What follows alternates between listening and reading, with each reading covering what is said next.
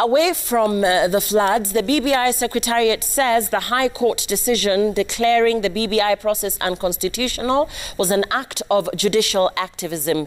The secretariat's members say they will proceed with plans to amend the 2010 constitution. Suna East Member of Parliament Junet Mohammed and his co-chair Dennis Waweru say nothing can stand in the way of BBI. Stephen Latour reports that celebrations rocked Baringo and Murang'a counties as some opponents voiced their approval of the court's decision. After a night of BBI shocker, the BBI secretariat, flanked by the parliamentary leadership from the Kieleweke wing, emerged to trash the judgment on BBI issued by the 5-judge bench. In a carefully worded one-page statement, the BBI co-chairs Junet Mohammed and Dennis Waweru termed the judgment as shallow and inconsequential to the Constitution of Kenya Amendment Bill 2020. 5 judges dismissed the whole exercise and went even further than the petitioners had themselves expected. The BBI team termed the High Court's decision a judicial activism that cannot stand on the way of a constitutional amendment. The 5-judge bench yesterday indicted the president, saying he violated Chapter 6 of the Constitution. But the Junet Mohammed Dennis Waweru teams have turned their guns on the High Court, accusing the bench of being in a fishing expedition and having a vendetta against the president. They made very personalized attacks against the person and the office of the president. This was a very deliberate design to plunge the country into a constitutional crisis and chaos through judicial activism.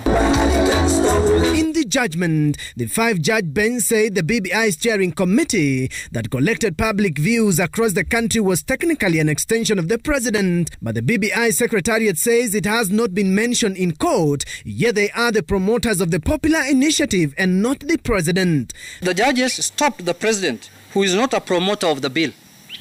On our part, we assure Kenyans that we shall continue to promote the constitutional amendment bill until it is ratified by Kenyans. The 5-judge bench, presided over by Professor Joel Ngugi, termed the BBI process in its entirety unconstitutional. That the entire unconstitutional change process promoted by the steering committee on the implementation of the Building Bridges to a United Kenya Task Force report is unconstitutional, null and void. That the BBI will give birth to that new Kenya. We will fight to the bitter end for that dream to be realized. Deputy President William Ruto, who has been touted as the de facto leader of the No camp, calling on Kenyans to protect the Constitution. In a tweet, he wrote, quote, "Our democracy is anchored on the rule of law, constitutionalism, separation of power, and respect to independent institutions." DP Ruto adds that all patriotic citizens must defend these tenets just like the judiciary. Ruto has from time to time termed BBI as a missed priority. In his tweet today, Ruto says it is time to vaccinate Kenyans, economic recovery, the Big Four agenda, and stay united. His allies taking cue. Na koti imeamua hii BBI haitakikani. Kwa hivyo tungetaka kuuliza serikali yetu tukufu, turudi kwa ile mambo yetu ya Big Four. Mambo ya kufufua uchumi.